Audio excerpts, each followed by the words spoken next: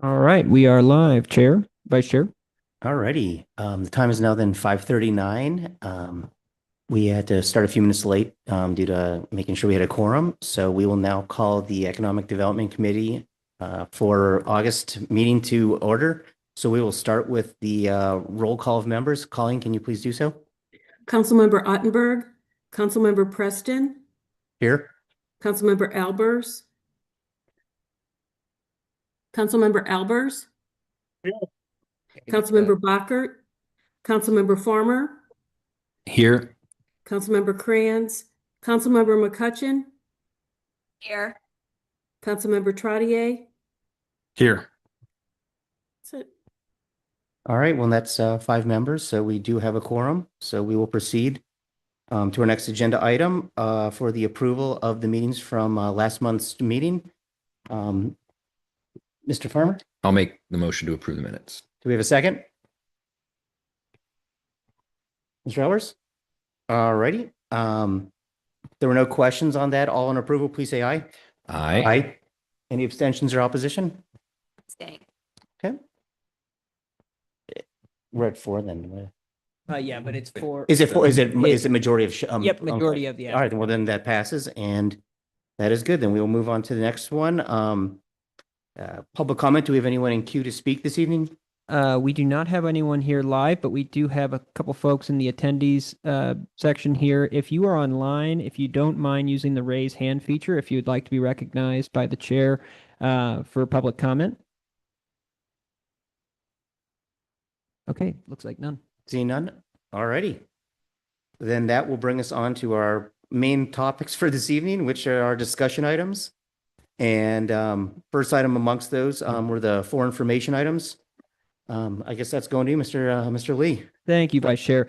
A couple quick updates for the business news and other changes. Just wanted to make a quick note that Advanced Carpet One, located at 170 Plaza Drive, previously reported as Advanced Carpet. They're actually called Advanced Carpet One. You most likely have seen the signs that have gone up. They've just got their wall signage installed a little less than a month ago.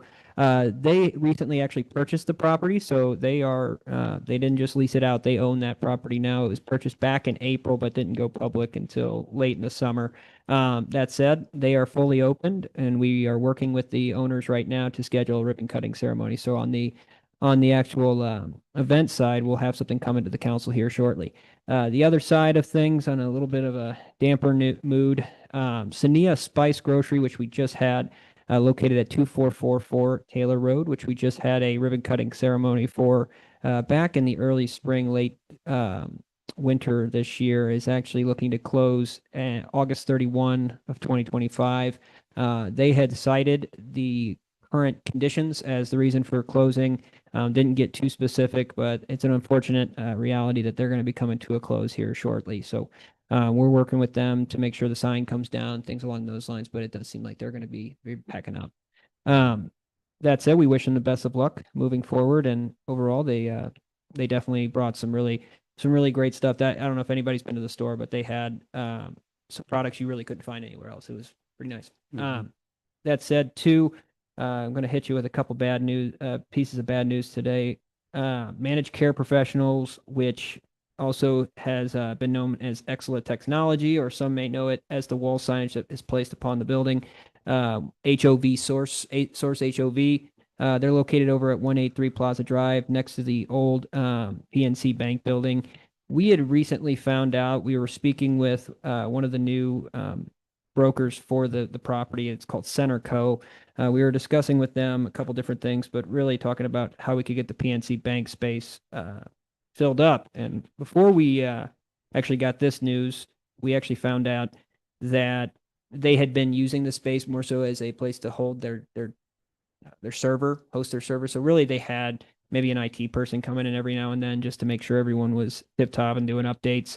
But overall, they had been operating really like a work from home setting for the majority of their internal business since COVID-19, the pandemic. So that was kind of the thread. But we recently found out that Centerco or whomever is collecting the checks for the lease, they are no longer honoring the terms of the leasing agreement. So they found out that that business had gone bankrupt. So unfortunately, that lease has been terminated right now. There is on a brighter note, a business that's potentially interested in the PNC Bank side of the building. So that is good. They have not given us any details on who that might be. And the other problem is PNC Bank is honoring the terms of the leasing agreement.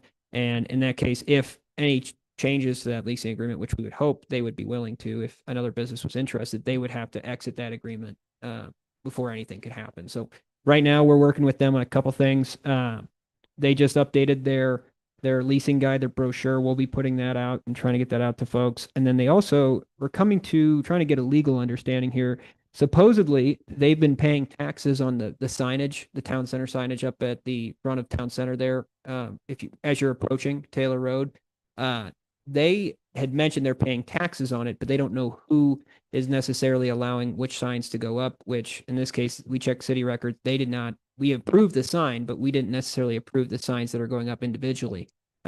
So right now they are working to identify who might have coordinated that for, I think the hair salon for men's got one. It used to have Pure by Jen up there. It's definitely gone through some shades, but the idea is going to be that they're going to kind of break out a leasing system to allow some better frontage signage along 100. So that's going to be a nice opportunity once they get it sorted. We're helping them kind of track down who might have been monitoring it prior, but that's why we've also informed them that it needs to be maintained. So they should be cleaning it up. So we should see some improvements there. And I actually think it could have a really, really nice opportunity to maybe, freshen up the town center sign and have some businesses that really want to show off and get on 100, which is something we hear consistently. And then the last little bit of bad news this evening, American Mattress at 2440 Taylor Road. We found out the department was wondering, we kept seeing online that they're planning to open by the end of July 2025. And this was all the way from about May or June of this year. We had not been able to get in touch with somebody overseeing the opening because they needed to get a business license. They needed to get reoccupancy. There was a process that we needed to go through with them. The only thing we had been going off of is what was online, and also at the actual physical location, they had put just a sign up in the window that said American Mattress coming soon. That said, the department did leave cards there to try to get in touch with these folks. We never did get a hold of the person directly that maybe put that sign up, but we did get a hold of somebody in their headquarters as we got to the end of July. So we called them on August 1, and they had noted that a subsidiary of the business had plans on opening here, De Pere. They had other locations in St. Louis and a couple others. But overall, they are also going through a bankruptcy right now. So they have halted any plans for opening. So what may have been previously negotiated with Dierbergs, maybe they were, crossing the T's and dotting the I's. They most likely expressed some type of exit clause, and Dierberg said that it would not be moving forward as well. So right now, it does seem that American Mattress will not be opening, which is unfortunate. We were hoping to welcome them in. That said, we're working with Dierbergs to see if there's any other interest being garnered up over there. Other than that, those are the main updates, but just want to, in case any businesses are watching, we want to make sure to give a highlight to who's hiring. We're trying to add this in and promote as much as we can. We got Good News Brewing hiring, Local House Bistro, Marinus Retreat Centers looking for folks, Three French Hens, Sassafras Clothing Company, Kasparek Accounting is hiring, Thai Bistro, and Rockwood Eye Care, all looking for assistance right now. So if you have teenagers or someone that might be interested in some work, definitely look that up. We also have some information on our website too if they're interested. And last but not least, just wanted to send a reminder in case anybody's watching that we have our farmers market currently ongoing, and that will take place all the way through October 4th, and we'll have a special seasonal market later in the season. And there is one last thing. We have gotten about 15 of the Shop Local window stickers out, so we're starting to do some promotion with those. The idea will be to kind of incorporate it within the 30th anniversary and tying that to the Proud Wildwood business sticker. So if you see that on social media, please do share it. But available for any questions. Thank you, Vice Chair. Mr. Farmer? Yeah, I think I'm glad that we're having some conversations with the PNC building people. I hope we can get the sign thing figured out because it's in pretty bad shape. But also just a lot of the exterior lighting on that building is in bad shape. I think a couple of those globes got taken out in a hailstorm. A bunch of the other lights either aren't turned on or don't function or whatever. And I think we've had this conversation in part over the last couple of years. It would be very cool if we could figure it out to get some Christmas lights up on that building, at the holiday season, just so it kind of all encompasses, since we do our tree lighting and stuff over there, it would look really nice. But I do think, I mean, I'm pretty sure the owner of that is out of state, right? That is correct. New Hampshire or something. Yeah, I mean, I just wonder if, and I don't know if we've done this or not, but like, you know, a lot of my experience with kind of out of state real estate holdings is a lot of times these are just sort of appearing as kind of line items on a spreadsheet. They don't actually have an understanding of physically what's going on in the space. So, you know, letting them know, hey, there's a bunch of, you know, pretty simple maintenance issues that are going on. And in a normal building, I think when people are in and out of it, they could probably get those reports a lot more regularly. The fact that nobody's been in there, they probably have no concept that that is actually going on.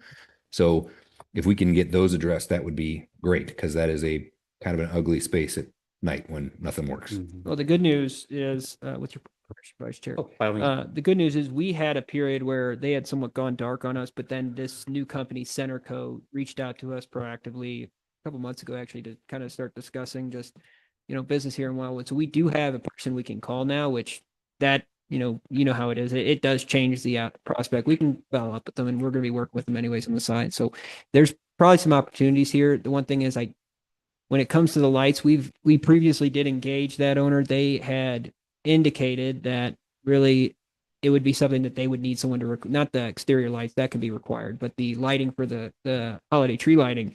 The mentioning that came up was, once we have a tenant that is supportive of that, we would consider doing something. But until then, they had pretty much said that it's not in our state kind of.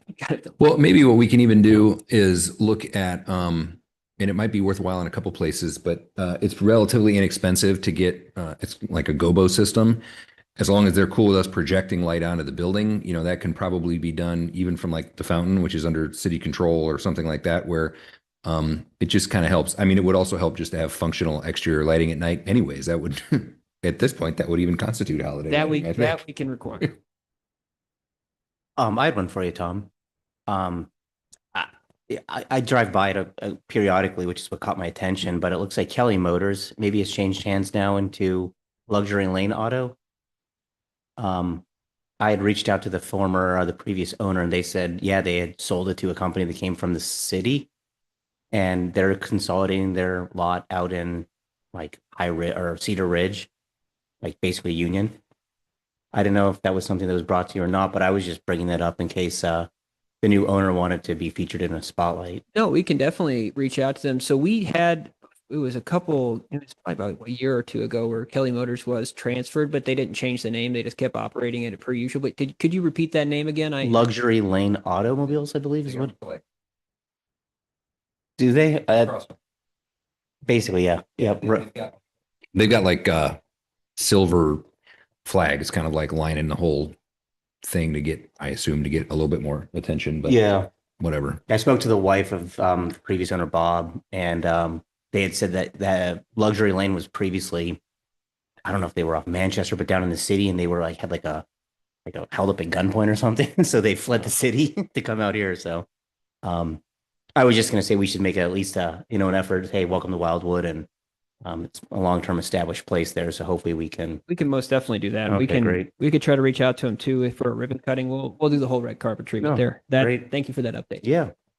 Anyone else?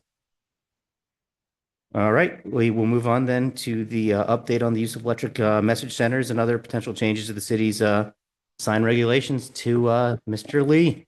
Thank you, Vice Chair. This is a quick update tonight, but just wanted to provide an update since this was discussed here originally at committee. But the Planning and Zoning Commission has been working on really the main consideration that changes from what was discussed here at the committee. Doesn't necessarily revolve around the normal sign code. They're looking at the percentage of the facade, getting rid of the deposit that has to be given to back up the removal of a sign, et cetera, the $500 charge that we hold. There's a couple small things that are being changed, but the primary topic that's being kind of isolated for discussion at P&Z was the use of electronic message centers. And one thing that was mentioned here at committee was that potentially taxing districts, individuals with taxing authority, would be the ones to be able to utilize this type of signage. Originally, after the department's review, the Department of Planning specifically, they reviewed this item along with Mr. Burkett, who's been working to kind of give a little bit of light onto the issue.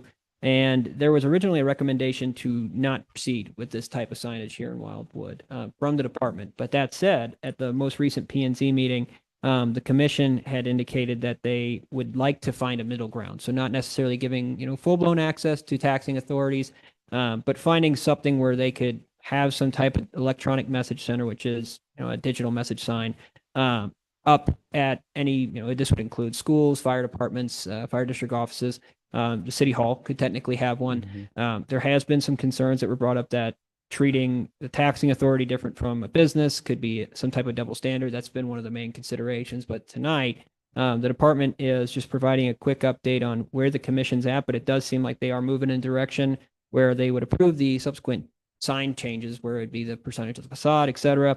But more importantly, they would actually be allowing most of the schools and other public facilities here in the city that would be able to build these monument slash electronic message signs here in the future. So there's been a couple things they've looked at, just to add a little bit more context, but really looking at the pixelation, how well these pictures are presented, how bright it is, the luminescence. Also looking at the transitions, not having 15 transitions in a minute. It would be every 10 seconds or so a slow transition that doesn't necessarily catch the eye.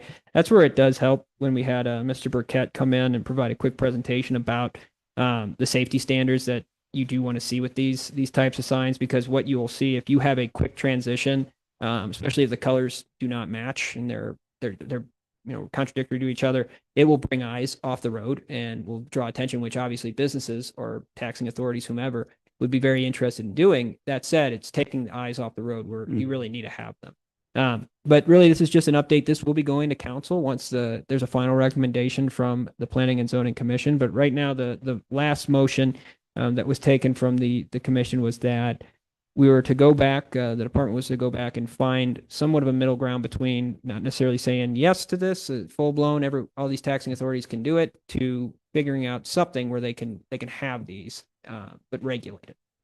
It's kind of in a spot, but we'll keep providing updates. Okay. More than happy to answer any questions. Okay. We'll go Deb, then Joe. I don't know if you know the answer to this, but is P&Z aware of it, that there's like 3 schools, pretty much together, and then you've got schools that are within subdivisions, and so if you have those message boards, you could have a lot clustered together, or you could have one in the middle of where residents live. I think that's really something we need to think about. And I pass a message board by Crestview, and every time I look, it's moving, it's pretty fast, it's got many colors on it, but it does take my eyes off the road, because I don't care how many times I go past there, I look every time. But I hope they take into consideration that there'll be some areas where you'll have 2 or 3 schools all with message boards. Yeah. And then in the middle of residents. And So that has that's gonna be been an issue. that has been a primary focus. And that's where they're originally just with kind of the slippery slope here where, you got multiple, most likely you would see a couple of these be erected after the provision has been adopted. So the idea was, hey, maybe we should hold the line on this, but the commission thinks that it at least what they're indicating now is to heavily regulate it while allowing it. That would include potentially having a maximum for the brightness that these things could have and what they actually look like at night, and having potentially settings that turn them off during the late night hours, after like business hours. If you're closing at 9, then your sign turns off at 9. There is the one thing we did find with the consultant that provided us with some additional information is there has been quite a bit of advancement in the industry where it can adjust the luminescence of the sign itself, but also just the look and feel of it, depending on a schedule, a timer, if you will. You could say, hey, once the sunlight is hitting at this amount, then you dial it back. But that is subject to potentially going out, and then you could have something that's actually brighter than it should be if it was targeted for the daytime. So there's a lot of questions still, I'd say, that focus really more so in on how do you regulate, really? I mean, if you allow it, that's fine. But the question is, if you have a max luminescence at, let's say 3000 Kelvin, how do you could definitely find out, but if they have them transitioning, or if it's supposed to dial back at night, if we have it that distinct, it's going to become very difficult not only for the individual who has the sign up, but for the city to enforce it, and also for the individual business, or in this case, taxing authority, to really, they're either going to have to pay $10,000 up front for that technology that can monitor it itself, or they're going to have an employee go out there and manually change it, which both scenarios are really kind of indicative of what the major concerns that the department's been bringing up. That said, right now it's still under consideration. I know Lafayette has a backlist. But their complaint is, one is the other two high schools have, what do you call the other kind? And so they think they should have one because the other two high schools do, but the other two high schools are in a different community. So I think that's originally where the Lafayette request was happening. My boys are pretty old and it was happening then when they were in high school. But I think there's some things that really need to be looked at. And then, I don't know if they've talked about what's the name of it where you put it in, lay it in the ground and it shines up on the sign. Upward. So like light pollution or? It shines up sign. I don't know. We do have, so if that's like the external lighting that isn't necessarily projecting, right? Or are you just talking about like just a light that's shining on the sign? Okay, so we do allow that, but the main way you have to configure it currently is that light bulb, if you will, would have to be pointed directly at the building. So those do exist here in Town Center, and sometimes they are favored because we do have that architectural, that a lot of businesses that were initially established here use that type of lighting. But the goal is it needs to be close enough to the facade where it doesn't pollute anywhere other than the building. It should be reflecting, and then anything that comes off the building, that is fine, but that light also needs to be at a certain Kelvin as well. So we do have that standard, and that is approved as long as it gets a sign permit. That said, when it comes to the schools asking for them, we've had not only Lafayette, but multiple schools within the district reach out to us, and I think we would see quite a few of these pop up if we were to end the prohibition. So right now it's going to, it's in P&Z. They have recommended that we reverse the department's recommendation to not endorse it. We're going to be coming back with, if you were to go forward, here are the strict limitations, looking at the restrictions. That said, this will, say it's fully endorsed by the Planning and Zoning Commission, it would go to the full city council, and it would be an item under receipt and file that the city council could pull for further investigation. Thank you. Mr. Farmer?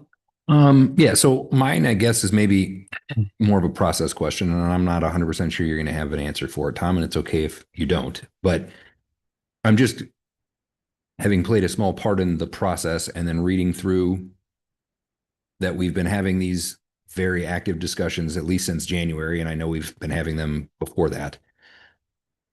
I guess I'm just finding it a little strange. I'm not saying that the department's recommendation not to do this is incorrect. They get to recommend whatever they want, but I find it a little odd that they didn't mention that for at least 9 months while all this other work was going on. It seems like that might have been a good place to start the conversation rather than end it. Yeah, so in this case, the other items, this is only for the electronic message centers, by the way. So everything else was endorsed. That said, the electronic message centers signs, sorry, it's jargon, but there was more so if there was a way to regulate it. The idea was, is the technology, has it come far enough where it can be dependable? And if it's dependable, then maybe a limited amount of these could be put out there. But then there was a discussion about, really, if you open this door, you're probably going to see them for other signs, the Deerbergs and the Schnuckses of the world that are going to want them as well. So it kind of, but they don't get them. That's how the policy is written. It's a taxing district. And like a lot of these items that we work through, the technology does exist. It sounds like it's maybe $10,000 more expensive, and we don't make the signs. So if we were to pass this and the school district wanted to put a sign in that costs an extra $10,000 so it functioned the way we wanted to, that's not up to us to decide. That's how they want to manage their budget. Our job is to say, if you if you are interested in one of these, and I'm not advocating necessarily one way or the other, but if you're interested in one of these and you are an outside taxing district, this is how this works. I mean, it's the same, to me, it's not very much different than when we have a builder come in and says, I want to put vinyl siding on the house, and we go, well, you can't. It's the same. It costs more money. That's not our problem. That's their problem to solve if they want the approval for it. So whether it's an employee or, extra money to put in the sign, I think, that's not probably something we should be legislating. That's not our problem. Our problem would be the enforcement side of things. And, just like we have other issues like we're dealing with up at Casey's and all that other kind of stuff with the bright signs. I mean, obviously that side of the issue we need to get solved. But, like everything else that comes from, hey, this is what it's supposed to be. The sign's too bright. It's on all night. It's flashing. It's doing all these things. All of that was specifically written in the proposal to not have any of those things. So, we'll see how it goes. We can have more of the conversation at council. I'm just thinking from a process standpoint within the city, it seems like I know, and I believe wholeheartedly that like the directors should have a lot of sway in how these things go. They do this every day. That is their job. So I find it either, and I'm not trying to criticize Mr. Vunich in any way, but I find it either odd that it took 9 months to figure out that he didn't like this thing, or he didn't say anything about it for 9 months. Either one of those doesn't feel like the best use of everybody's time.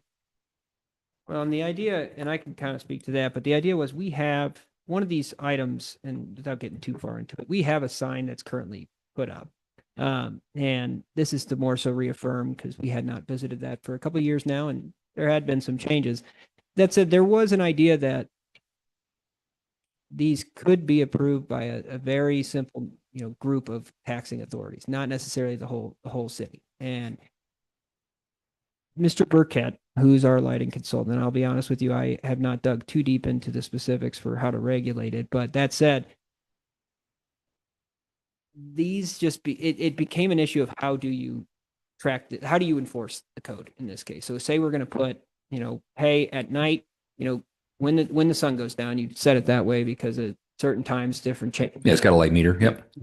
If you don't watch that every single day and you don't watch it for a full 24 hours, then you can't technically test what the output is on that sign. So it just became very convoluted when it came to, that's what really led to this internal discussions. It's just, how are we going to actually enforce this? And right now we're having trouble with our own just normal sign code.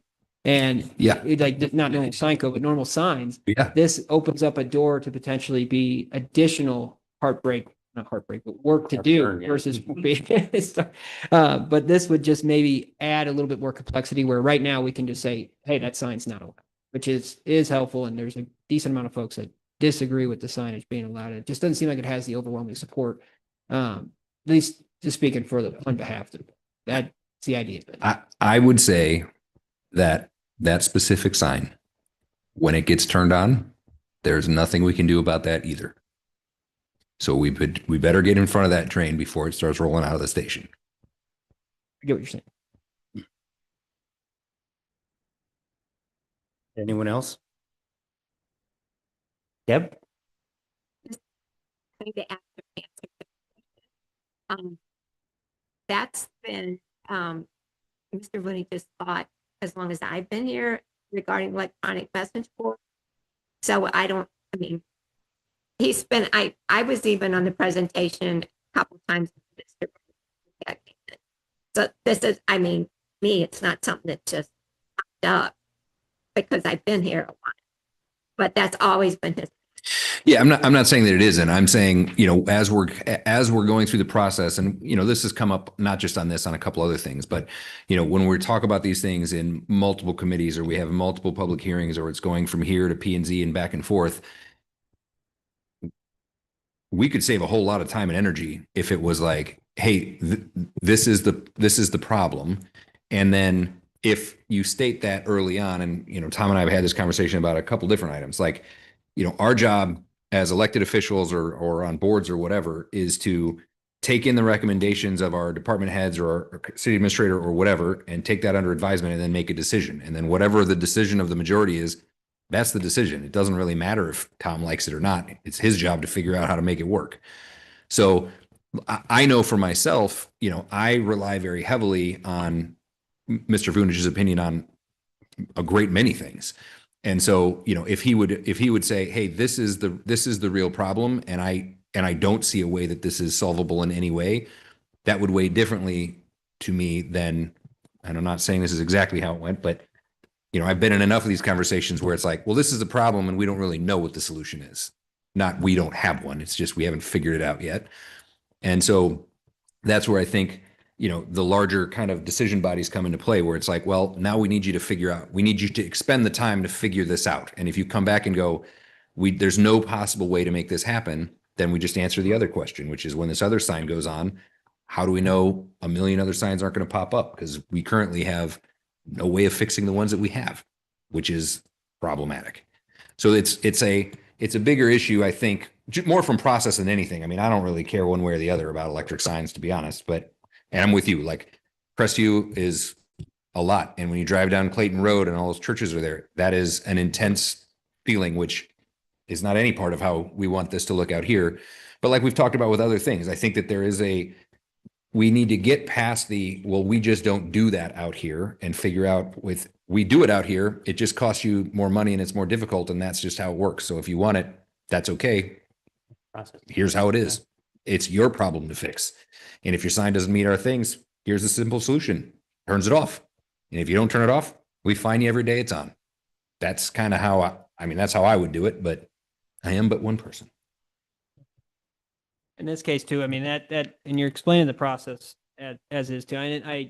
We can definitely work on the earlier in the process. I know Mr. Vunich had raised some concerns at the beginning of this, but it wasn't necessarily like, hey, we just shouldn't do it. So that could be raised earlier. That said, the commission, their word will go to council. So it doesn't really matter what the department says. Like you said, it is a recommendation that can be taken, but also it can be denied as well. It does not matter in that case. But and I will forward this over, and should have been included in the attachment. Do apologize. The initial report that was sent to the Planning and Zoning Commission that kind of fleshed these ideas out a little bit more.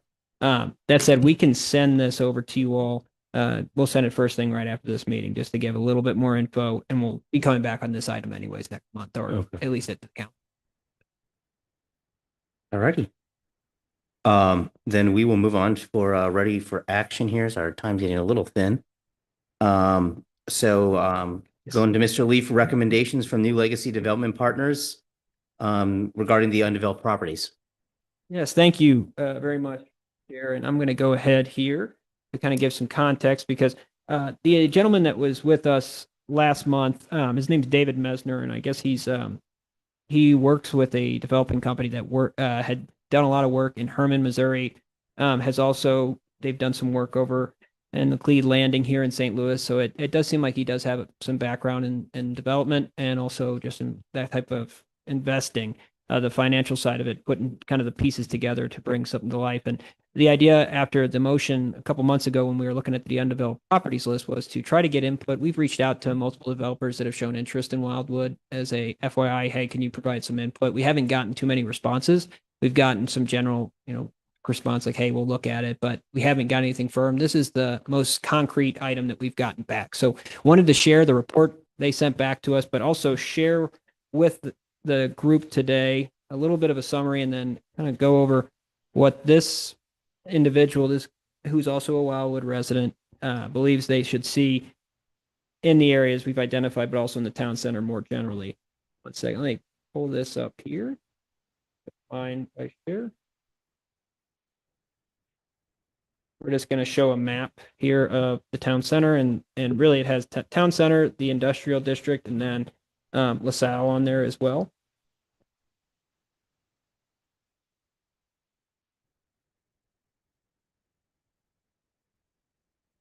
Okay, you can see your screen here. Okay, perfect. So as you can see, on the left-hand side, it's got a descriptor, which area, and that's breaking up. Some of these are actually multiple properties. This takes, in some cases, multiple parcels and combines them into one site or one area. So if you go through these, what he's arguing for here areas 3 through 8. So we'll zoom in here where the houses, the 14 townhomes were going to be proposed as part of the Greenberg development up on the northern side here. Talking about that area, the area here that's owned currently, the Mary Kay property, the Corsair property, and then the property that is some of these properties that are owned by the new owners of the church. These all were suggested for some type of mid-rise apartments or row houses. That is what's being proposed, at least from this developer. From a financial perspective, I guess is the argument being made. And then going to a couple other spots, go to 10 real quick. 10's down here. Oh, that's okay. And this is where Good News, right next to where Good News Brewing is, where you could see there's actually some areas here saying more so a commercial use that has some type of pedestrian access. So not really getting too far into it. Really does double down to give a general perspective. We've been arguing since we became a city that this area of the city should be reserved for industrial use. So this isn't necessarily anything new, but it's really just saying we should try to, incentivize an industrial developer to come in and, work on this site. Potentially, get in after speaking with the gentleman saying that, data centers and things along those lines are all the hot topic. I don't know if that's something the Wildwood would like to entertain, but that's something that he had mentioned, that property is at least big enough and to be suitable for that type of use. But going down here, he also had mentioned in the recommendation, like I said, this is not necessarily from the department, but that LaSalle should somehow be preserved. And right now, the way it's laid out, any developer that would come in to try to develop that property would have to entertain the idea of preserving the historic aspects of it. So the grove, buildings that exist on it, it would be more so a push and pull with the city, not necessarily just tearing down all those houses. So that's another component that's added here, that preserve that area at all costs. But really, the idea that bringing this map up in the first place, we have noted, and we can actually share this at the next meeting as well, that last time we had a good look at the map back in the town center update plan, but also when we did the master plan last in 2016, we've actually had quite a few properties that have been filled in. The reserve properties off the board now, which actually takes a decent amount of acreage. You also have the villages at the point that are going in here. And then if you also take into account the apartment buildings that are going in potentially off Taylor and Main, then you actually start seeing this fill in. Quite literally, you're seeing quite a bit of a development that wasn't here about 10 years ago. So what this gentleman and this business is coming in and saying is that the city should be more entertained. They should entertain more of these townhomes or row houses that were mentioned, specifically along Manchester and along this area of town center, where it's right adjacent to one of the primary corridors. Not necessarily something that the committee, even at the last meeting, necessarily agreed with, but just something I wanted to bring up. And also, another big thing that was part of his messaging in the report was having some type of Wildwood Adventure Park where we would kind of leverage, and this is actually a really good idea, leverage our outdoor existing infrastructure, all our parks and trails, into trying to find businesses that coincide with that use. So biking businesses, off-roading businesses, things that can help, give you the gear necessary to go on a nice hike. That said, the department doesn't necessarily endorse any of all these recommendations, but did want to share this with them, with the committee, because the developer did take some time to put it together. Is a Wildwood resident, so thought it would be pertinent to include it. And also, we had a pretty decent conversation. But tonight, department wanted to present this report, get feedback, and we do plan to still collect feedback from at least 2 other developers on what these spots could be, and getting specifics on area 1, 2, what should it be, 3, 4, going through it, and then come back and have, here's the developer side, the builder side, and then have it obviously come down to the master plan subcommittee, and then the economic development committee and the city council as a whole. But available to answer any questions based off their report tonight. But really, the walkability, new urbanism has been the main focus, retaining the rural side, which I think everyone here agrees with. And then I think where this somewhat differs from the city's traditional approach is it does endorse going down the pathway of doing drive-throughs along 109, 100 even mentioned in some cases, but I don't think there's many parcels to do that.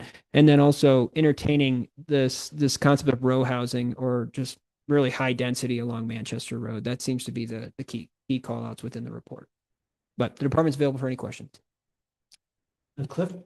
I would just encourage feedback to these people that looking outside the box a little bit for different kind of housing, like the 55 and older communities. We have one in Wildwood behind the Y, and as soon as a house goes up there, it's sold. So there's definitely a market for that. And I think that should be communicated to people with interest that way. And I've kind of said this kind of over and over again, the villa thing, you know, people, you know, and I keep hearing row houses, row houses, row houses. But, you know, we lose people to other communities because we don't have villas here. So those would be 2 points to maybe express to these developers about maybe looking at those also. And this is something too that has come up a couple times and not necessarily gotten to the phase. And we'll note, I think we did lose a quorum at this moment. We did. But to further discussion still doesn't mean we can't have the discussion. When it comes to senior living facilities, we've actually had a few that have been mentioned, and one property in particular that we've had. It got somewhat far down the pipe, but it didn't get to the part where it would be. It had a DCRC meeting actually. It just didn't get to planning and zoning. Was here at the Wedge property, and they were actually planning to retain the section of Old Historic Route 66. So that's something that the department has taken into consideration very much, and has communicated that type of property, it is a massive amount of vegetation on there. You probably have 60 to 120 grand trees on that site. So there's going to be quite a bit of restoration is going to have to take place, and also where do you put them all if you're trying to develop large scale residential development. But the idea was to have maybe like a center facility, and then having that would be the area where it'd be more so assisted, and then having some smaller villa type the houses on the sides here, and if you're seeing on the screen, and then up against the parts. I remember that one because there was like an apartment complex in the middle of it, Yeah, it was. which I thought didn't didn't didn't interfere with other residential communities really, that you have the rental units, and I don't think it's really backing up to anybody else that would be sort of offended by apartment rentals and things like that. At So, least when we first had that discussed, and obviously it didn't get too far down the pipeline, if you will. We didn't get too many responses from residents not supporting it. So Right. that was positive in that regard. And then the other thing is that building, if I remember correctly, it was 2 or 3 stories. We were Correct. trying to get them to keep it at 2. okay. Because that would be the primary consideration for this parcel, would be, first of all, I think this parcel is actually reasonably priced. I think it's like it's a little bit over 2 million versus some others that are similar size in town center that are almost double that, let's just say. That said, if they were able to put the homes like they were proposing on the outside to kind of screen the noise, and then it wasn't necessarily even an apartment. It was like a squared off building where the nurses and the administration would work out of in one section, and then individual patients that may need a little bit more assistance, they would be able to almost transition from the outskirts of the development, that they would have their own yard, own home. It would be split into like a duplex situation, and they would, if they needed to, that additional assistance, they could move into that primary facility. So that said, I think that has kind of given a direction that could work. I know that the developer had looked at it, and the site does have. It's a little difficult considering how it gets smaller for residential, just working in the infrastructure. But I think that that site and a couple others are perfect for it. And we've definitely been communicating villas and then senior living facilities as possible options. Joe? Yeah, I might have missed it, Tom. Did he have any recommendations for the like big yellow site and the pink site at the far end of town center? So just the Middle of town center, I guess, technically. So he had mentioned for that.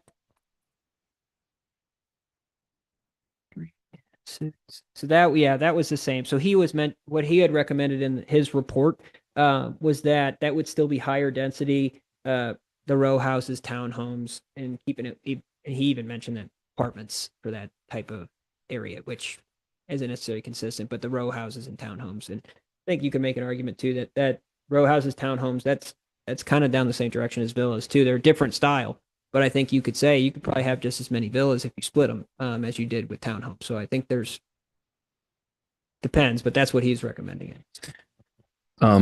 So I think one thing, and I don't know the best venue, I guess, to do it, but I do think that we probably need to start having some very serious conversations about that Main Street extension and what we feel is the best option for that from a city standpoint.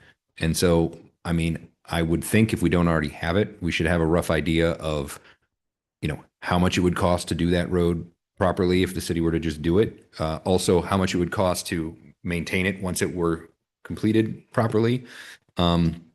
Because I am personally of the opinion that, assuming we're going to have a pretty large scale apartment complex on one side of City Hall, if we were to put that road through, I think it maybe gives the city a little bit more ability to figure out the best course of action for those other two properties, other than just hoping somebody comes to it with something we like.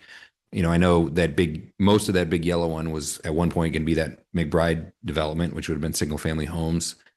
And so maybe more housing is the right answer. I've had a thought that, a kind of bookend to the other side of the commercial space might be an interesting way to look at that. But I think at the moment, especially with kind of the weirdness of that road, we are just in an odd place.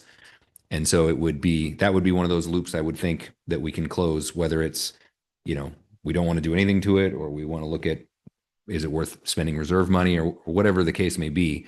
But I think we've got some really neat stuff happening over there. And I think that it is time to make some type of a decision on that space. Yeah, we could definitely have that back, and we were planning on originally when the N38 proposal was put forth, the idea was if that were to proceed, but it was then at that point to start working on the right of way on the north side. So that was kind of what put us a little bit behind. That said, we do have preliminary estimates, and it was at 2.9 a couple months ago. I would say that with inflation, we would probably add, a couple $100,000 to that. Let's call it 3.5. Yeah, and that is, and to be clear, that cost includes the cost to extend Main Street, not to underground the utility line. So and that was something that is very clear and needs to be very clear, because if you were to take the utility lines up Crestview and bury them and use an undergrounding situation like we have here, we're trying to do at Village Green, that would cost almost $2 million in itself just to go down that road. So that said, we could still build the road. And if we were to do sidewalks like we would always do, plan on both sides sidewalks, that would, in theory, force Ameren to come out and move those utility poles back, which is fine. They wouldn't charge us a penny if they moved them. Where it comes in financially is if we end up burying them, it almost doubles the cost of the project. That said, we do have good estimate, and quite frankly, we have a preliminary design at least up. We could share that actually right now. Yeah, I'm just trying to think through the process, and like having been on here for that McBride proposal and obviously the N38 proposal, there were varying issues with both of those projects, but kind of the primary sticking point on both ends seemed to be either the Main Street extension or the TGA or whatever it is. And so what I'm wondering is, if we put that road in, what does the TGA look like in terms of those development spaces? And then, whether it's $700,000 for the property adjacent to where N38 was going to go to do their section of the road, well, that $700,000 can be used to underground parts of electricity or whatever it is. I just think personally, like, we need to get to a place where we are not waiting for people to make these choices for us. We can make the best choices we can. So if we're going to put in the road and the sidewalks, and Ameren's going to come in and push these lines back, and when somebody wants to develop something, they can underground these lines and they'll go right into the brand new substation that we're going to have, or whatever it is. That's a better negotiating place than, like, I don't know, you guys spend the money to do it and you could do it however you want and we'll decide whether we like it or not. It just seems sort of silly. Hey, I was just interject. We have what is it, DRCZ or whatever the initials are, meeting for Latitude next week. And this was something I was gonna bring up, Main Street again, for whatever it's worth, and a couple other things that have been ongoing, but. Yeah, I mean, I just think with the amount of money and what our expectation is for the Village Green, either we need to make the choice to put Main Street through, or we need to make the choice to call Main Street Old Manchester, where we have, Larry's and whatever. We've spent a great deal of money to landscape and make it look pretty. But I think we need to make a decision one way or the other, because the endless conversation on this it just hinders whatever momentum we might have. And I also think, not to get too much off topic, and depending on how this conversation goes next month with the apartment complex, but I mean, I was thinking about this when I was at a Chamber of Commerce meeting the other day. If that apartment building goes in, that's, I think, a $52 million project. I can't remember exactly. I think I heard that the community college was like 80 million. Is that right? So All right. And then, we're obviously spending about 3 million on that park. That's an enormous amount of money to be spending on two sides of things that are not really connected very well. And it just seems like such a I don't know, catalyst-like opportunity to go, let's figure this out so it is positioned to be the way we want it, rather than what we can get at the time. Yep. Yep.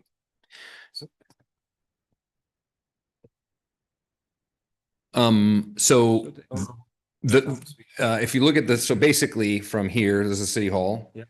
Basically to like, That either only. yeah, whatever that, I don't remember the neighborhood. It partially goes to 109 already. There's kind of like the middle section. Yes. This part's done. And that's, Yeah. this section, all of this. And then, so this is really all of it. Seems like a no-brainer. Yeah. If you build it, you don't have anything offered. Yeah, Exactly. it would, I think it'd be a great catalyst, and I think it would show, like you said, we control the paradigm of the situation and, give people a much more attractive palette to work off of. And Yeah. So one thing definitely can do that. We already have the preliminary side of this done, like the rough, and I'm trying to pull it up right now, but to share the sketch, the rough sketch of it. The idea that we were moving in that direction, but there was some concerns on the council that the city shouldn't have to pay for the majority of this street. So I think that we can definitely bring this back to the full city council. And I think the idea, or even bring it back to EDC, definitely still time in the budget. It's included in the 5-year. It's included for 2027 to start working, which we could, in theory, probably at the end of summer next year, get it done. Yeah. I think I would say this. I understand the sentiment of some of our council members that feel that way. And that is genuinely the way that our entire city has functioned mostly since the time it was founded. But, much like I realized going through, not to change the subject too much, but going through the 4.2 million that the developer talked about for the Greenberg project, which they were listing as extraordinary costs. There really are about $2 million worth of costs that are like specifically directed from the city or this substation that we didn't know about, but still sort of public, whatever you want to call it. And so from a building standpoint, I'm perfectly okay as a council member, and I don't think as a citizen of Wildwood, we should be afraid that we are perceived as having particular tastes and requirements for developers to come into our city. But like the model that we have it clearly hasn't worked very well in town center. I mean, I was trying to think about the last time I was going to ask Joe or Rick, the last time an actual building was built in town center. It was probably where the advanced carpet now stands. No, it was the retirement community. Right. Yeah, so that building you're thinking of, Advanced Carpet One, that was 2007. But 2000, I think it was like 2011, 2013, where the retirement facility was built. So, that to me is, I mean, when I was in the real estate business and I ran a company for a long time, everybody talked about how the only place left in St. Louis County to build anything is here. And so we have the ability to set the framing for whatever it is that we want to have built out here. And, perhaps the relationship that we might be forming here on this Greenberg project nets something out that is a very positive relationship. Perhaps the gentleman that came in and gave us this proposal is another thing where they can look at this and figure it out. But I think these kind of like frenetic stops and starts that we do on literally everything, it just doesn't frame what we actually want. We do ask a lot from developers, and I don't have a problem asking a lot, but we can't ask everything. That's nuts. That's just not how it works. So I would, if it was me, I would get a plan in front of people sooner rather than later, because then, we don't have to have this conversation anymore. I think getting it in front of people that can decide these things is the appropriate way to figure it out. And then these conversations don't have to go on for 25 years or whatever it's been. So in that case, I know we don't have the quorum, but we can go ahead and either bring it back to this committee, and I know there's not a motion right now, but we could bring it back to the committee or bring it straight to city council. I think I can do this for you, since we don't need a motion, I don't think, since I'm the chair of admin and PW. Let's bring it directly there. And let's do it, let's say, in September. And just to be clear, too, because the department was leaning this way as well. The idea would be to treat this Main Street extension project, just completely treat it separately to the review of anything that goes on down the street or anything like that. Because really, when you conflate the two, then you're honestly, it should be a city initiative where, if anything, they would put in something like that. But overall, the city should be guiding it. It's our road. It's going to be. It is our road. And in my opinion, if, we have a directive from the town center plan that says that these roads should be connected. Currently, the main part of our city is not connected to the other part of our city. And so if we go forward and do the work on the road, that allows us to perhaps lean a little heavier on these developers to enhance their landscaping or enhance what their properties look like or enhance other amenities that help the community as a whole, rather than going, well, we can't do anything other than put a curb in on this road. That, I think, changes the dynamic of the conversations we have all the time. Quite frankly, from the department's perspective, the thing that will happen, I'm going to share this one more time real quick, but kind of looking at the future here, that DZRC meeting is taking place next week. Next Tuesday is where it's tentatively scheduled. So just as a heads up that it's coming back. It will have, at least from preliminary discussions, it does seem that the donation would be there for the easement, which is great. It means we get the right of way we need and the rights to Crestview. Where this was at least from what we're hearing, we'll see what the official proposal after it goes through the process. But yeah, we would still get the donation.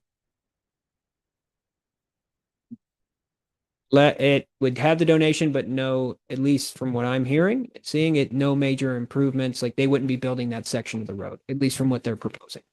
They'd be pretty much building access to the site, but not building out. Originally, what was planned was they were going to build this scaled back version of Main Street is what we were calling it, but they were going to build the entire width of it on their frontage. And then the city was going to build their side. That said, from the department's perspective, there were concerns there, because that then ties, you should never really have a construction project like that where two entities are building at the same time or building at separate times, more even worse. So the idea would be, if anything, have the city lead front and center of that and do it ourselves. And if anything, they would put into the improvements. Maybe it's a monetary, or we get the bill at the end in percentage. I assume their primary point of entrance is off of Etherton, right? That is correct. Which is a nightmare of a road anyways. So I think they're going to have their hands full figuring that out. And I would prefer, and I would just double check, or you guys may already be this way, but like, I know we had a lot of different versions of this conversation with the N38 thing on Main Street, but the plan that we should be talking about is the way that we as a city actually want this to be, not, well, we can kind of do part of this some of the time. Like, this should sync up specifically with the other part of Main Street, exactly the way that we want it, with whatever that's supposed to look like. And if that means that the road becomes to me, if that means the road becomes $5 million instead of $3.5 million, but it looks right and it's done the right way, that's the decision we all get to make. But I think, as Mr. Vunich says a lot, we only get one chance to do this the right way. So we might as well do it. And if we're going to spend the money, we should spend the money to do it right and not have to go back and do it again. Yes, the department definitely agrees there, and we can have it on that agenda. I'm trying to actually bring up the most recent strip map so I can explain it. That's how my computer keeps having issues loading. What was that? No, not at the New Latitude project. It was it's the project, at least before it. I know it hasn't had discussion yet, but it is less dense but very similar. At least it's configured differently, but it is a similar proposal. That said, for Main Street, what that looks like is we really can't go in and just to set expectations up front after some preliminary engineering analysis. The front here in of City Hall, the wider version of Main Street than if you go through the area that would be the extension, and then you actually connect over there near Etherton, that you see that the road gets small. So that extension, that area of the road is going to have to serve as our bridge to get from a wider road to a smaller road. And we'll share this at the September 2nd meeting. That said, where we'll be looking, where we're going to be looking to do is the main engineering issue. How do you go from this larger road to the smaller? And there's a way you can connect it where it's pretty straightforward, but the sidewalk, and it's going to bend a little bit. It's not going to be as wide, especially if you want to have some parking on the south side and a little bit of parking on the north too. So there is all of that. No parking on the north. I think where we're going to run into the issue is that there are some residents after that McBride proposal fell through last year, 2 years ago. Some of those homes that had originally planned to sell, they had at that point they had been ready to move, and they then sold to independent owners. And now we've got at least 2 homes that during preliminary discussions while the N38 development was being discussed, we're trying to position ourselves to move quickly if it would have had a favorable outcome from the council. There was some significant pushback in the idea of even getting a 10 to 15-foot easement on the north side to do improvement sidewalks. That said, it just saying that could be a hurdle for some. The other folks that were north on the side of Crestview, they had indicated that it's going to raise their property value and it's going to give them direct access to the park, that they would be open to it. That said, it's going to cost anyways. We're going to have to pay for that easement, that right of way. And based off the analysis of the N38 properties, it shouldn't actually be as bad as once believed. I mean, it was about 42,000 for the entire frontage along the N38 boundary. So if you break that down by the 7 parcels, it calculates roughly to anywhere between $10,000 and $20,000. It's not nearly as big. I would be again, I can only speak for me. I would be significantly less concerned about that.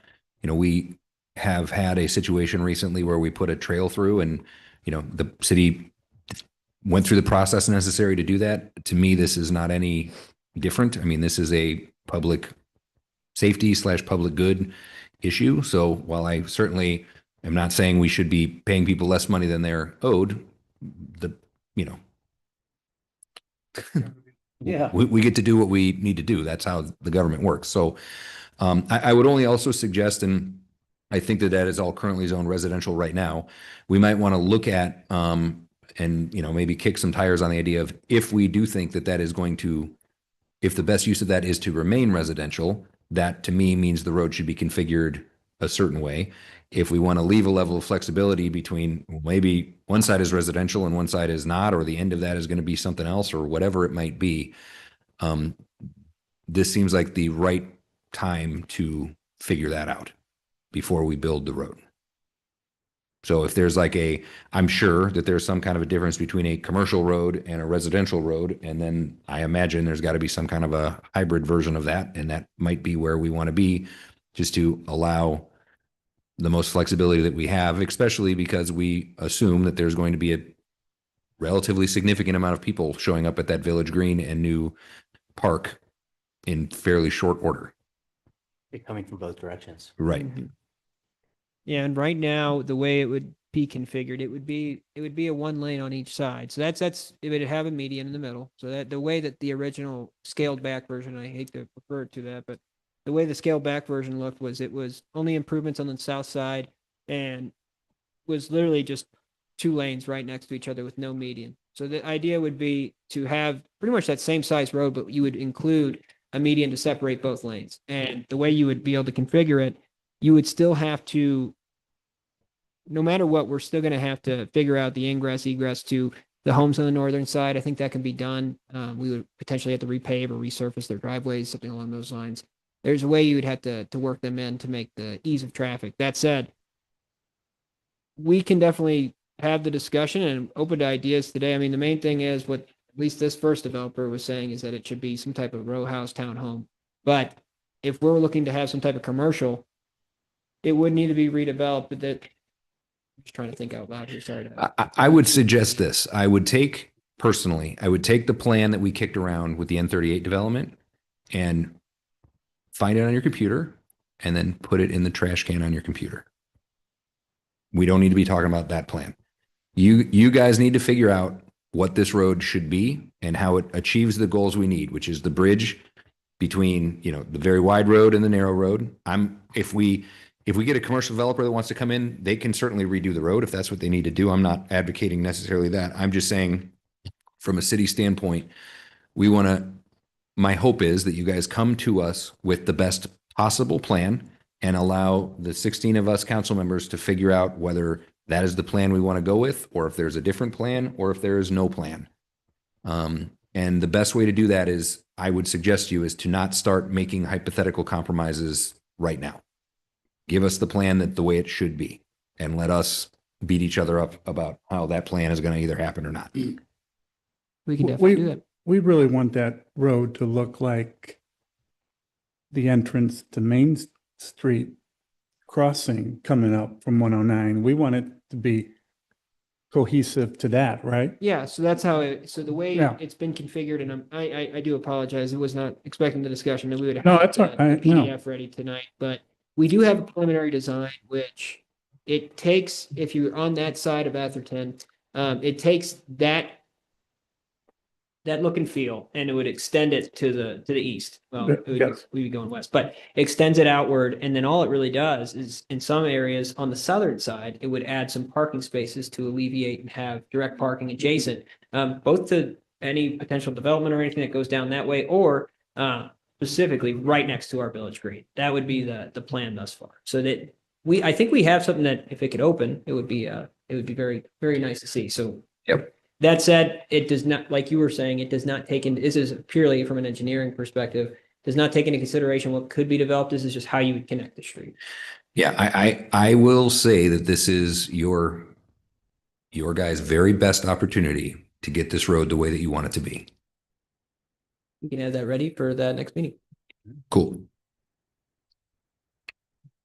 So at this point, how do we proceed without a quorum? So I guess we can finish out if there's, I can't remember, I close the agenda, but if there's other items on the agenda, we can keep talking about them. We just can't decide anything, or we can, you can ask if we want to adjourn. I mean, we can ask Tom if he wants to adjourn. It's kind of. I guess the last 2 items on here, reviewing the fundraising for all inclusive playground, and then shaping wealth with the future for the survey. Yep.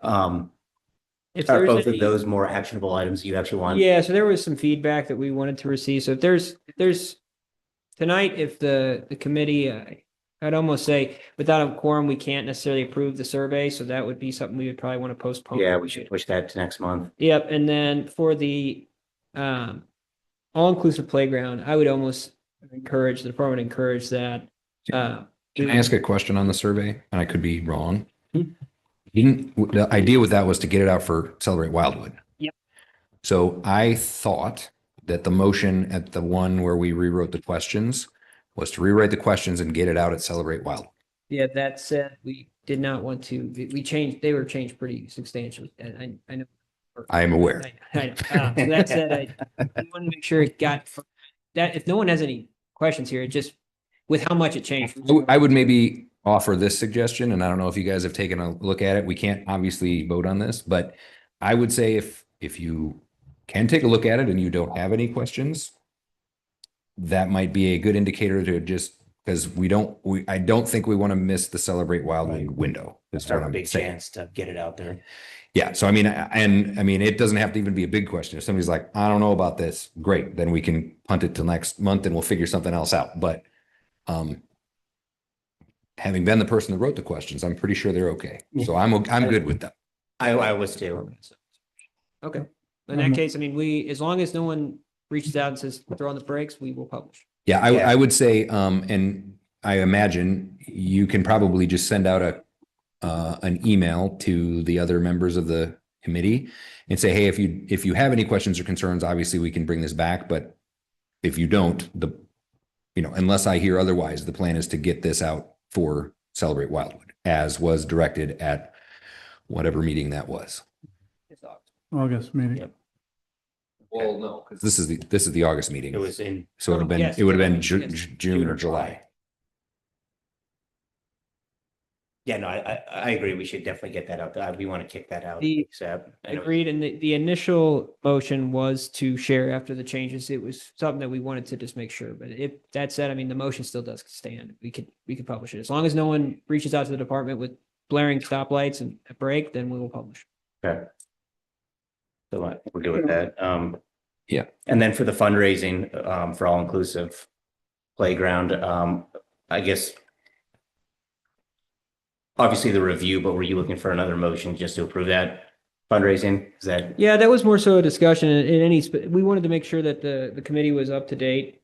I know we can't do a motion tonight, but we wanted to make sure the committee was up to date on numerous things. So right now we have a fundraising group that's getting together and they're meeting informally to discuss the really numerous ideas to get donations for our all-inclusive playground. Mhm. So the department wanted to run by the committee tonight and get feedback on the brochure that's out there. This was created by Unlimited Play. So just note that we didn't have the creative flexibility. We were able to give direction, but not too much in-depth direction on that. The other side of it, though, was how we wanted to, and this is where we really wanted to get feedback from the committee, was how do we want to approach the business side? So right now, that's going to be, where we could potentially get some serious donations. After talking with the department, we don't necessarily want to put smaller businesses out by making a large request, or we can maybe make it known, but we don't want to do individual reach outs to like a very small business in town center that maybe it's one of their only businesses they have. It's 2 or 3 people. Obviously they can be on, they're already on our newsletter to our business community, so they would get maybe the message that way, but really more so having a focused soliciting campaign where these fundraisers that we got 3 individuals that are serving, and then obviously Ms. Robolinski and our planning department and Ms. Fasan, but those individuals will be making calls and letting people know, hey, this is going on. A couple ideas we've had. We're going to set up almost like a interactive area. We're going to hopefully get a screen up and have a video played on repeat that shows off the playground. And then also having just information generally here at town center and town hall. And then also at the Celebrate Wildwood event, we'll have a major section dedicated to this fundraising effort. So the idea, though, is tonight, any answers or anything that the committee might have on how we approach the business side of things, or just generally on the brochure, we're happy to take any feedback.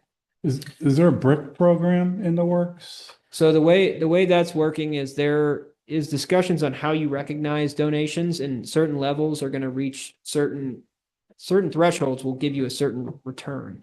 And the issue that we have ran into is that if you set that threshold for a brick down at like $50, that doesn't even pay for the brick. Right. So in that case, we've had to set a standard, which originally there was discussion to have the bricks be given out for any donation. You get a brick, and that feasibly you don't have enough space. There's plenty of room to do it. That said, we've set a threshold. We're still working on finalizing what the recognition is, because the worry was, one second.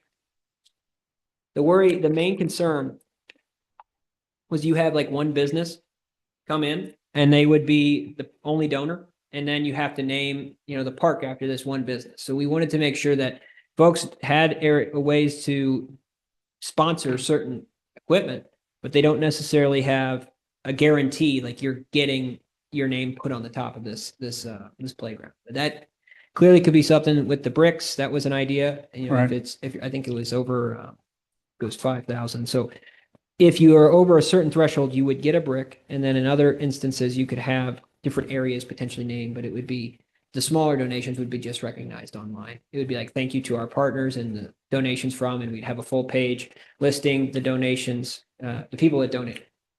So that said, I mean, the idea though is if you would like to discuss what that recognition looks like, I mean, if a Schnucks or a Deerbergs comes in and gives, $100,000 or something like that, it's a big check. So I guess that could be discussed independently. That said, just wanted to run it by the committee tonight. It's in the works. The council approved the formation of the informal group, but wanted to get that feedback from you all before proceeding with solicitation. So 2 questions. One, Unlimited Play, they're developing the marketing material, but they're not going to assist with any market, like who to target? So they do have like some general ideas of like the best types of people to target, but they're not reaching out on our behalf. Okay, so I would defer to them. I mean, but we do, there's this creating a playground for children of all varying need bases. There's a medical footprint within Wildwood. I think they would be interested. Back to, our feedback on how to recognize these people.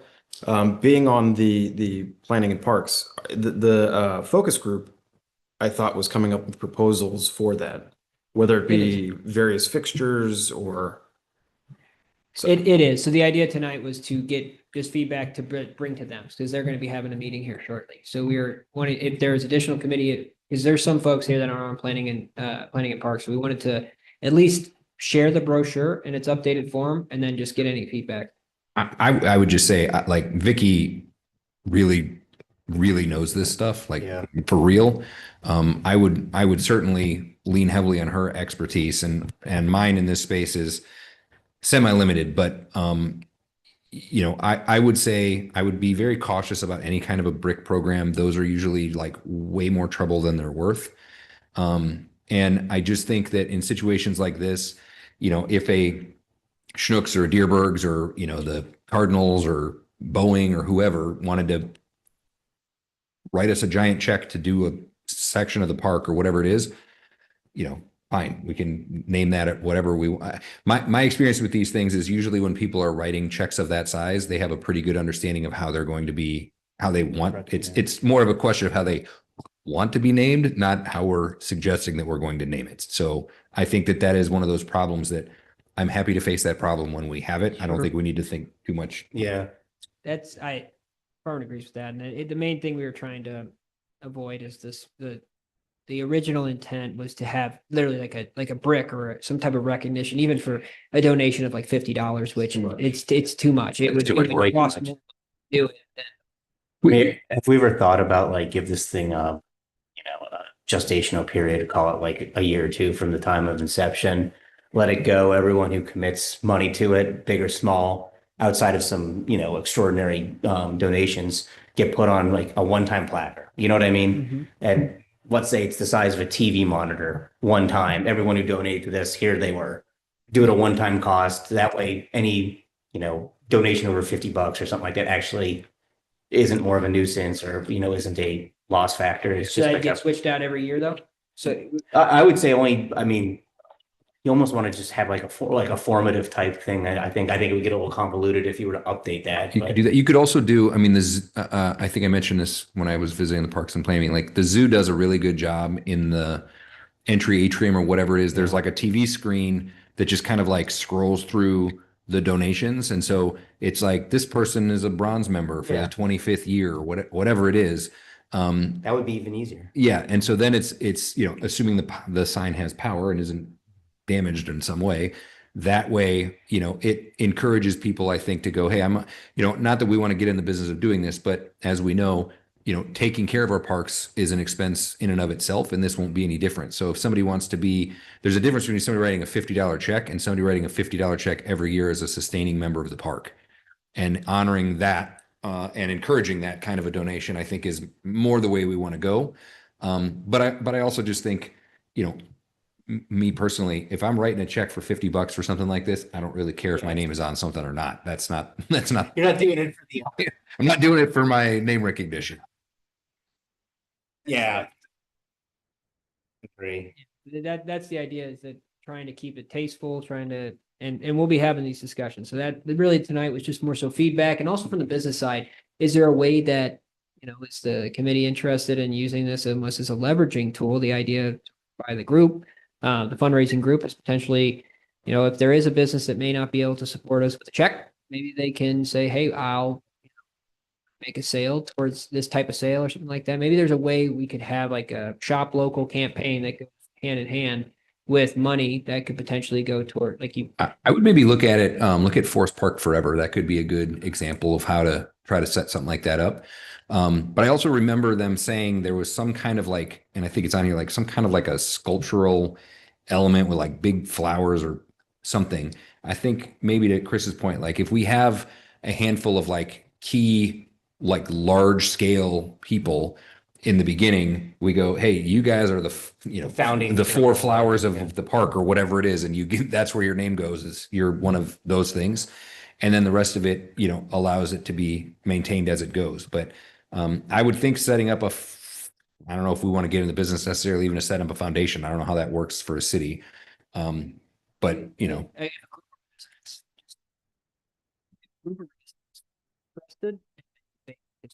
Passionate about our parks, they could open a and do that exact thing and then have that money. The key is that the way you have to report that is very stringent. City technically take donations one-off. In this case, for this type of project, it can take them as well, but we can't necessarily get into the business of being like, hey, you're a residual donor. yeah, no, I mean, I'm just saying like the city's job is to put the sign up that allows them to put that on there or whatever it is, put the TV up there and let, my expectation will be, and I saw this the other day at the opening of the Green Pines Park. They have a student there who's in a wheelchair who was able to play on their park for the first time in the history of the school, which was a pretty cool thing to see. And so being able to have that here, I mean, I don't know if you guys have ever been down to the Miracle Field in Chesterfield Valley, but I mean, it's an impressive and an emotional thing to see happen. So I think this will become a bigger draw than even we might hope. I just think it's going to be a good thing, and I think that people are going to want to get involved in this in big ways. So I would not hinder anybody wanting to be involved in some way. But I'm excited even looking at this brochure. For $1,000, somebody can put a piece of equipment in here that that could be one of these businesses, or it could be the Wildwood Business Association or whatever it may be. Like, let them do that kind of stuff. That works too. You can put a lot of plaques or, for this kind of, I'm thinking like Botanical Gardens has got plaques all over the Right. place that, Donations made by this family. right, whatever, for and they're larger donations, like for this piece of equipment, a plaque could be for sponsorship of whatever it took to get that piece, done. And it wouldn't be really obtrusive or anything. It'd be just a plaque around that area. There are some parks, and that was discussed. There are some parks that have if like say you sponsor the slide, for instance, Right. they'll actually throw your plaque on the slide. That said, what we have found after discussing with a couple other just cities, there are other numerous playgrounds, not just all inclusive ones. When you do that, typically the kids, they're roughhouse and they're playing, and they typically you'll have to be replacing that placard quite a few times. So I think that, at least from the department's perspective and the feedback from the Planning and Parks Committee in the first meeting of the group, was that we would, for the very large donations, there would be almost a conversation of, okay, how do we recognize this donation? Really, I mean, that would potentially be able to work out over the course of a council meeting or two. But for, large donations of substantial interest, I almost think that we would put together some type of large plaque or artistic some type of monument, if you will, that kind of gives that recognition without necessarily overwhelming the entire site. It's the kind of the synthesis that we've got from multiple different groups. But that if that is kind of going off the beaten path and we want to do something, recognize each that could be done too. It's just we have to set up.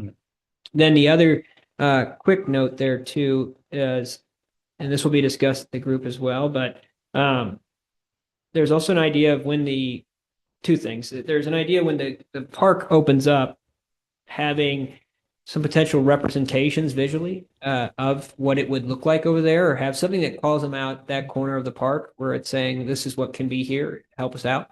That's going to cost some money. So this is a heads up that could be coming your way, but open to that feedback.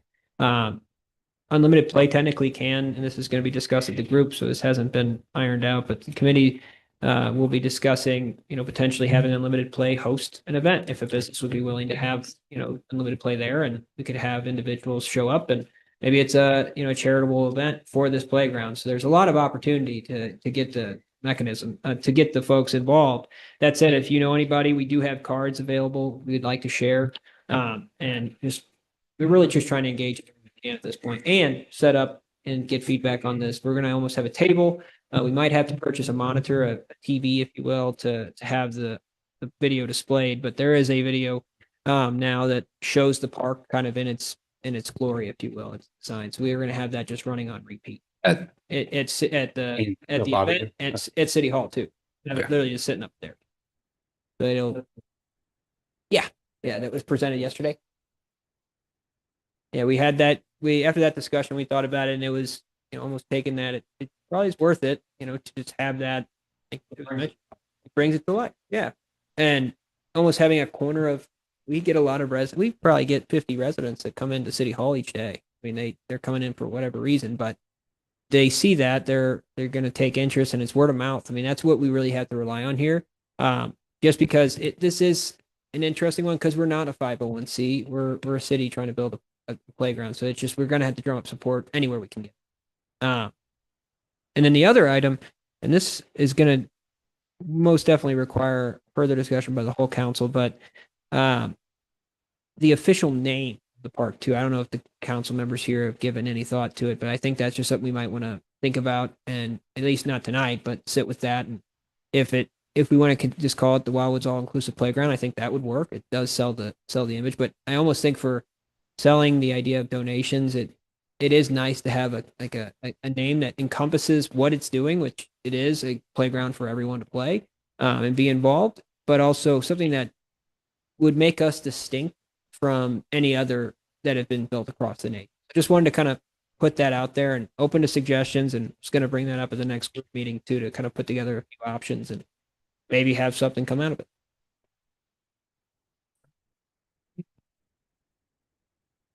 All right.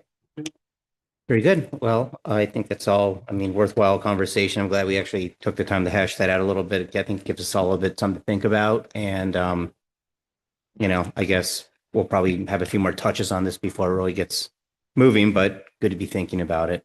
So, moving on, I assume there's no miscellaneous from anybody.